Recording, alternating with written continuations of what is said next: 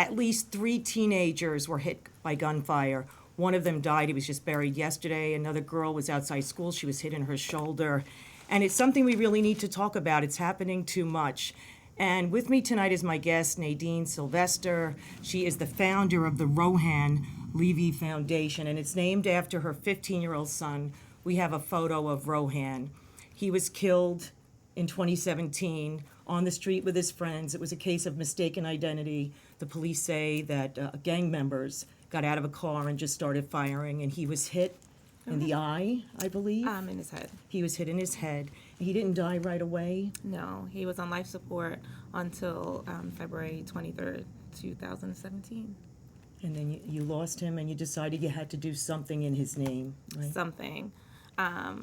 We wanted to make sure that, Rohan wasn't the first young man to die from gun violence, but he is on a long line of young men who continue to be killed by gun violence, whether it's in their communities or by police.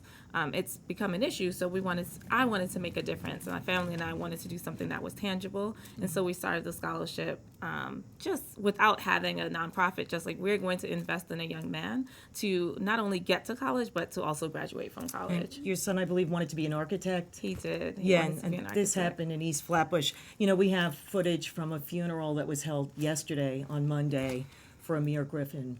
He was killed in South Queens, and he loved basketball. He had made the junior varsity team at Cardozo High School, and there he is. He was 14 years old, and he was hit in the neck, and he was just practicing his beloved game outside and hit by stray gunfire that police think was connected to gang activities. So there he is in school, and there's the memorial. We've seen too many of these memorials. Too many of these. And it was by the Baisley Park houses in South Queens, and it's just happening way too much. And I know you're trying to make a difference, but one of my colleagues, Nicole Johnson, she spoke to the girl that had been shot near her high school, a charter school, and I want to play a little bit of that piece for our viewers. At just 16 years old, Ashley Armagon knows what life or death really means. She has a bullet still lodged in her left shoulder. It's too close to a major artery to remove. The teenager was hit by a stray bullet outside of her high school Monday during dismissal. That's when I heard the first gunshot, and I felt something hit me, but it wasn't hard. I heard another one. I turned to the corner, and then I pulled up my jacket because it was falling. Then I looked at my hand, I saw blood. Then I looked at my shoulder, and then I just saw the bullet. I just started screaming. That shooting and the deadly shooting of 14-year-old Amir Griffin, police say, are a result of two rival teen gangs. And it's possible the same gun was used. Kids just think these things are funny, and it's not. It's not a game. It's playing people's life. Already, police arrested and charged a 16-year-old with attempted murder in Ashley's shooting, and 2 others for shooting on a city bus just an hour before. 3 individuals, 16, 16, and 17, all with multiple recent arrests for offenses including robbery and gun possession, when you look at the totality. Police say these same teens are to blame for a spike in shootings in the area, up 67%. And while recovering, Ashley tells us she's thinking about Amir Griffin's family. I feel very sad for his family because I feel like he didn't deserve that. He didn't deserve that. None of these children that are dying deserve this. But when you hear about the uptick in shootings, we have a very low murder rate in this city. We're like the safest big city in the nation, according to what we hear from City Hall. We're having a new police commissioner come in now. What do we have to focus on to make the young people safer? I get very upset when I hear that it's a safer city because, as we see, it's not safer for people of color, especially young men and young women, as we saw there. I can flash back to just last summer, the beginning of school, September, in October, when Timmy was also playing basketball and was shot in Brownsville on the park, due to rival gang members. I think what needs to happen is there needs to be a pouring of resources in these communities. The community that Amir lived in, Erica Ford, who is of Life Camp, stated that the PIL wasn't open at 8 p.m. Should have been open so that young people, the police athletic league, so that young people could have a safe place to play basketball during the evening hours. There needs to be job training programs, more money poured into those programs. in our communities. There has to be a connection. The programs, after-school programs that used to exist in our schools have been taken out. Where are young people supposed to go? When I was on the show a couple months ago, we talked about the many factors that have influenced this gun violence. Parents, it's not that parents are lacking to take care of their children. They're working 2-3 jobs. If rent, I live in Brooklyn. If rent is $2,000 and you are just making $15 an hour, you probably have to work 2 jobs just to pay your rent. Mm-hmm. That leaves your child unsupervised. There's not a safe place to go for after school, and so you see this issue happening over and over again. So they have to play indoors? Is that what you're saying? I don't think that should be fair. The American dream is a life, liberty, and a pursuit of happiness. Children should have that pursuit too. They should be able to play on the streets. They should be able to be safe. The other thing that needs to happen is federal legislation around gun regulation. So let's be clear, the guns that are coming into New York, they're coming from states that have legal rights to buy guns, right? Even at gun shows, right? Right, you can walk into a Walmart in Georgia and get guns. The guns that killed my son came from out of state. They were not, no one bought them at a gun show in New York. We do not. We have the strictest gun laws. We need to close down on the iron pipeline that is coming through to our city. On the East Coast, a lot of it, right? Especially on the East Coast. Right. Now, also, when it comes to getting justice in these cases, you were fortunate, if you want to call it that there was an arrest made in your son's case. And then there was a big gang case that was announced this year in July. And it involved people that were, well, at least one of them was involved in your son's murder. So Jennifer Bisfrom, my colleague, was at the press conference announcing the arrest in that case. And some of this footage is disturbing to see. It was very...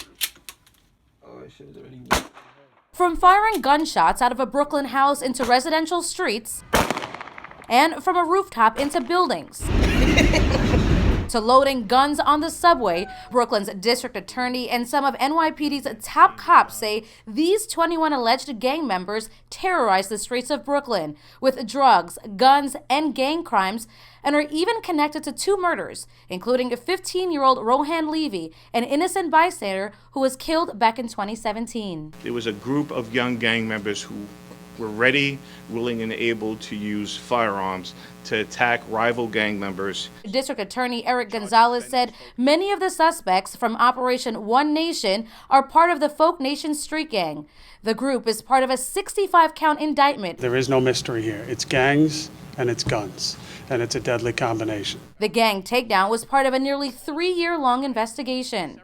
Investigators say as they continue to work to end senseless gang violence, some of the most dangerous people in Brooklyn are now off the streets. I believe that this takedown will have a measurable impact on safety in the communities of Flatbush, East Flatbush, and Canarsie. Now, that was a major takedown. And what struck me when I read the press release was there was a father and 2 sons among the people that were arrested. And you said one of the sons, was it his car that was used, the tan car, in your son's murder? The father's car was used in my son's murder. And that was on the wanted poster. And I think we have a picture of the tan car when that poster was first put out before the arrest was made. There it is. That was a 4-door sedan.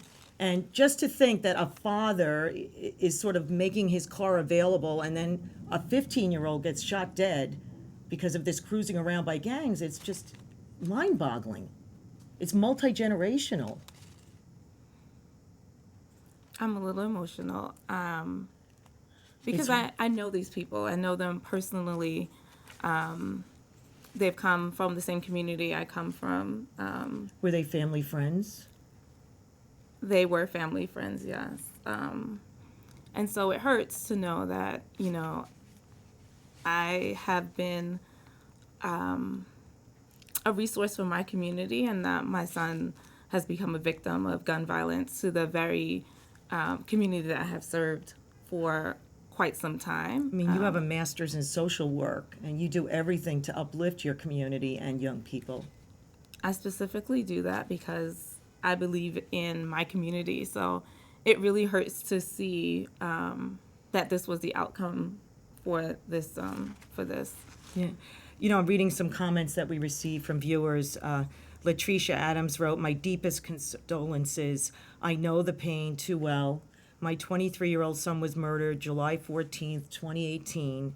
Half my heart and soul died with him. That is the sentiment of most of the mothers. I am part of a mother support group, mothers who have lost their children to violence. It's a wound that never heals. You know, people say you will get better with time, or in my case, you have other children, but it doesn't get better with time. It doesn't matter that you have other children. That's like saying, well, you have one hand, so you should be okay. It's really hard to go on. As this year, Rohan should have been graduating from high school. He did not, right? He did not go on to college, and I have a brother who's almost the same age as Rohan, and he is not, you know, my brother is driving a car, and I often wonder what it would be like if my son were here, and, you know, like I would be having him drive me around. Right. And I miss those moments. And then while I am fortunate that we have made an arrest in this case, this is not over.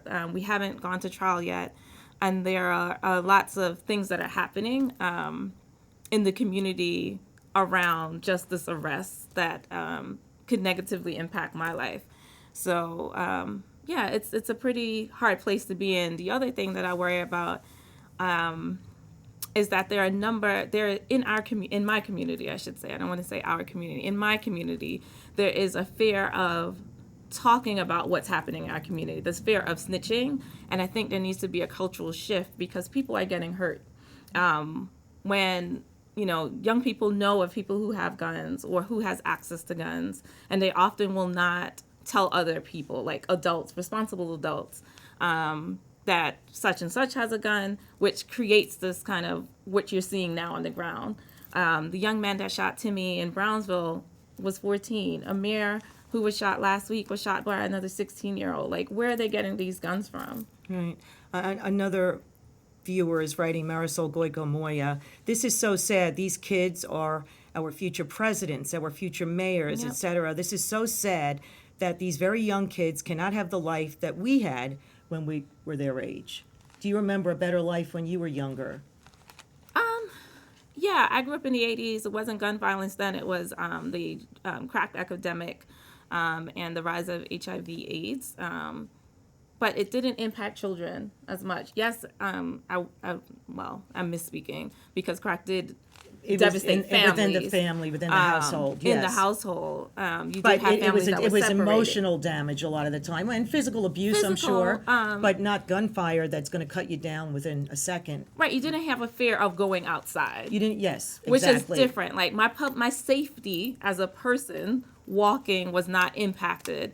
My family unit may be disturbed, but like physically, I did not feel that I could be killed by someone walking on the street. Like going When outside. I do the Rohan Levy Foundation, we provide scholarships. We are launching a new program with the God Squad, which is 67 precinct clergy, called the Flatbush Leadership Academy, to talk to young men. And oftentimes, what I hear from them is, "I'm not going to live to see 18, so this doesn't matter." Oh, I mean, they are have that living sort in of- fear all the time that they're not going to make it past a certain age because they've witnessed their friends die, their cousins die. Tomorrow I'm going to be with New York City Together, working with a group.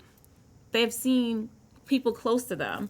A few weeks ago, we were at the National Day of Remembrance on the Capitol lawn, and the young people from Chicago, all young men I was sitting with, we were like waiting on the lawn, taking some shade, and I decided to speak to them. And it was the same story, this hopelessness, like there's no understanding of that tomorrow I have opportunities. Like this is not the only thing for me. well, you're trying to provide the opportunities. I want to show footage from the foundation dinner, your first dinner, your first gala Our for first the gala. Rohan Levy Foundation. And other moms like you who have lost their sons or their daughters were there. A lot of sons lost, right? And Young McGee Hickey was there reporting for us, and there are some of the other young And lives Akil. lost. Yeah, Akil, I know his mom. She was here on the show once. still unsolved, and there were so many witnesses and no one has come forward, which is even further complicating the grief that we feel as parents when you lose a child. To have it just not understand why it took place is even worse.